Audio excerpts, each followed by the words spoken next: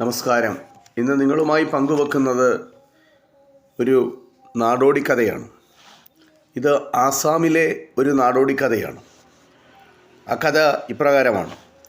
പണ്ട് ഒരു വൃദ്ധനും വൃദ്ധയും ആസാമിലെ നദിയുടെ കരയിൽ താമസിച്ചിരുന്നു. അവർക്ക് സവിശേഷമായ ഒരു ഞാവൽ മരത്തിൻ്റെ വിത്ത് കിട്ടി. അവർ അത് നട്ടു വളർത്തി. അതിൽ നിറയെ ഞാവൽപ്പഴങ്ങൾ ഉണ്ടായി.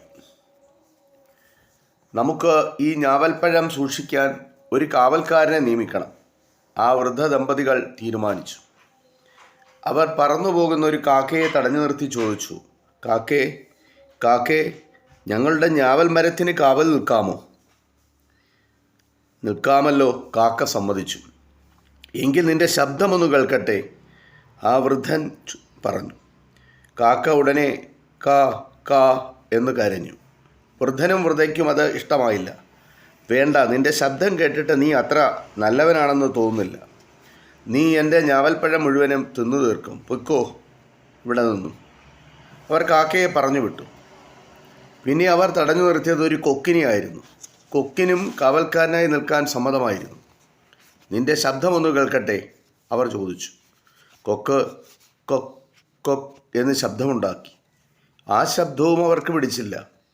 അതിനെയും അവർ പറഞ്ഞു വിട്ടു. അങ്ങനെ പല പക്ഷികളോടും അവർ സംസാരിച്ചു. ഒന്നിനെയും അവർക്കിഷ്ടമായില്ല. ഒടുവിൽ അവർ ഒരു കുയിലിനെ കണ്ടുമുട്ടി.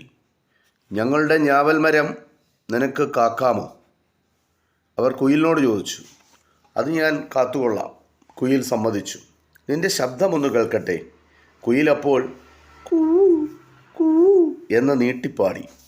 അവർക്കതിൻ്റെ മധുരശബ്ദം വളരെ ഇഷ്ടമായി. നീയാണ് ഇന്നു മുതൽ ഞങ്ങളുടെ ഞാവൽപ്പഴത്തിൻ്റെ കാവൽക്കാരൻ. അവർ കുയിലിനെ കാവൽക്കാരനായി നിയമിച്ചു. ഒരു ദിവസം അതുവഴി രാജാവും പരിവാരങ്ങളും വന്നു. സവിശേഷമായ ഞാവൽപ്പഴം കണ്ടപ്പോൾ രാജാവിൻ്റെ നാവിൽ വെള്ളമൂറി. അദ്ദേഹത്തിൻ്റെ ഭടന്മാരോട് പറഞ്ഞു, ഞാവൽപ്പഴം പറിച്ചു കൊണ്ടുവരുവാൻ. ഭടന്മാർ മരത്തിൽ കയറി പഴങ്ങൾ പറിച്ചു തുടങ്ങി. പക്ഷേ കുയിൽ ഞാവൽപ്പഴം പറിക്കാൻ സമ്മതിച്ചില്ല. അവരെ കൊത്തി നിലത്തിട്ടു. രാജാവിന് ദേഷ്യം വന്നു. അദ്ദേഹം കൽപ്പിച്ചു, പിടിക്കുക ആ കുയിലിനെ. ഭടന്മാർ കുയിലിനെ പിടികൂടി. അതിനെ കൊട്ടാരത്തിലേക്ക് കൊണ്ടുവന്ന് കൂട്ടിൽ അടച്ചിട്ടു. നാളെ എനിക്കിതിനെ കറി വെച്ചു തരണം, രാജാവ് രാജ്ഞിയോട് പറഞ്ഞു. കുയിൽ കൂട്ടിൽ കിടന്ന് മധുരമായി പാടാൻ തുടങ്ങി. രാജാവ് പിടിച്ചുകൊണ്ടുവന്ന